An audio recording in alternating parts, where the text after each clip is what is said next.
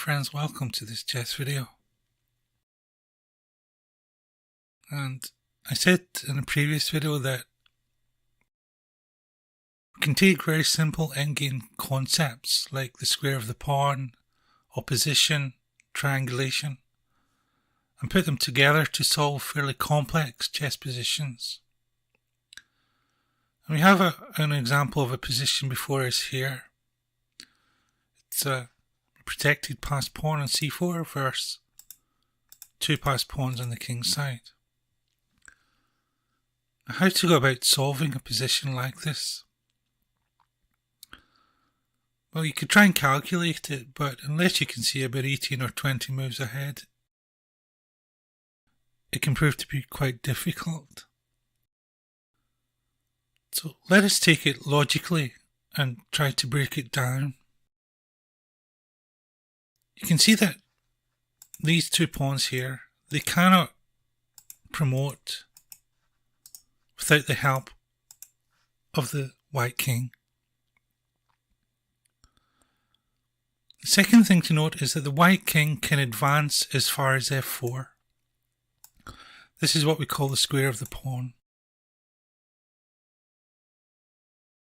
Can advance as far as f4 and still be able to catch this pawn if it decides to run. The third thing is that the black king here has to guard these connected passed pawns. He's therefore kind of restricted to the king side. The fourth thing is that the black king, he is not able to capture the defender of the passed pawn. If he ever tries to capture the defender, this pawn will simply run, and the black king will never be able to capture it.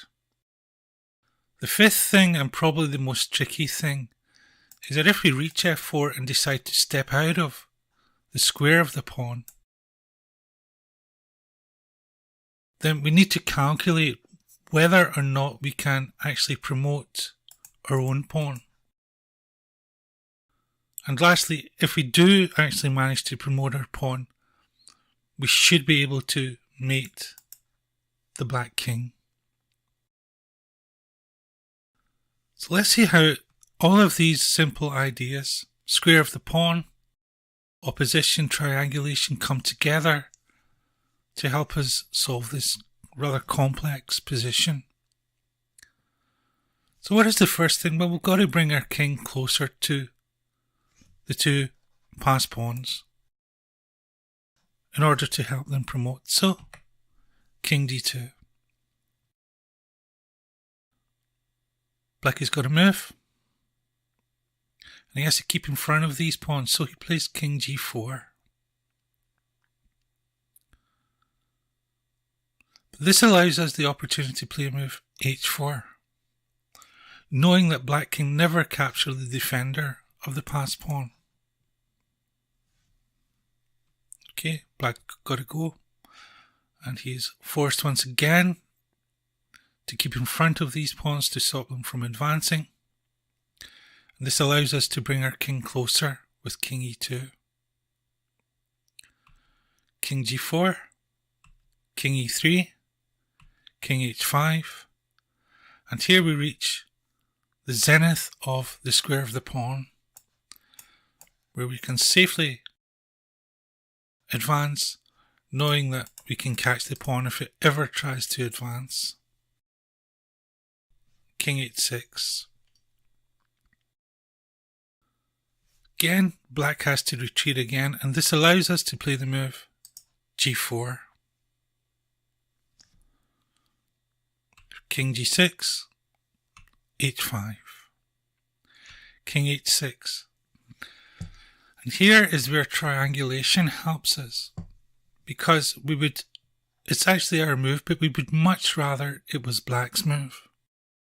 Because if it's black's move, he needs to retreat again. So we use triangulation as we discussed before.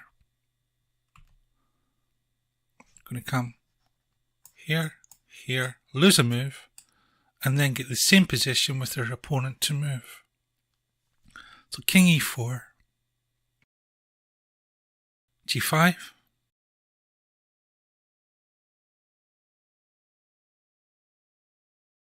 king f3, king h6, and king f4.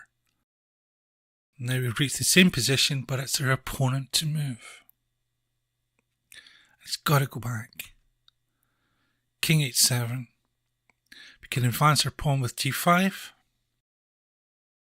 Black has got to stay in front of these pawns. And here is the absolute critical position. There is only one move which wins, and we really need to calculate it. I wonder if you could work out what it is. It's actually rather difficult. The only winning move in this position is in fact g6.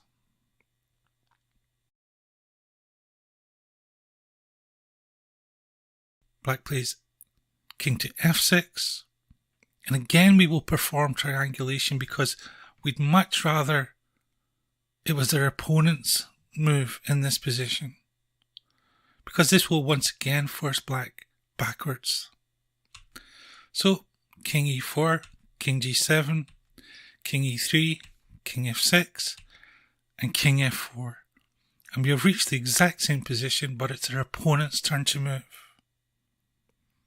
And black has to give access to the g5 square now. So it's got to go back. And we have calculated, or should have calculated, that we can actually step out of the square of the pawn and promote one of our own pawns. So king g5. And the black pawn runs h6, check, king g8, king f6, c2, h7 comes with check, king h8, and king f7. Okay, black gets the queen. We can play g7, check. King takes. We can promote. King h6 and mate on g6.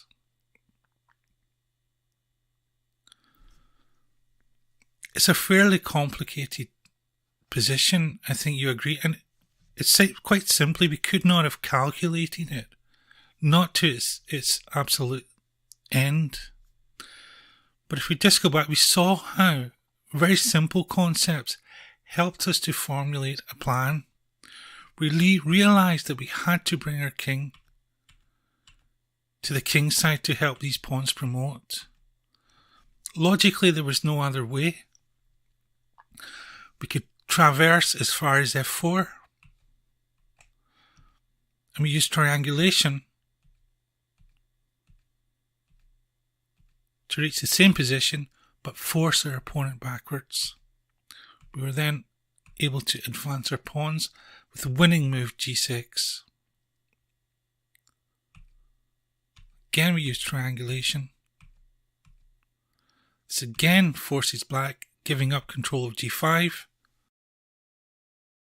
We've stepped out of the square of the pawn, but we've calculated that we can promote and indeed mate our opponent. So it's a very nice example of using very simple endgame principles and ideas like opposition, triangulation, square of the pawn, and putting them together so as to formulate plans and ideas that can help us solve fairly complex chess positions. So I hope that you in fact enjoyed this little presentation, and that if you ever get similar positions in your own games of chess, you can think about it in these terms, breaking it down into more simple endgame principles and concepts.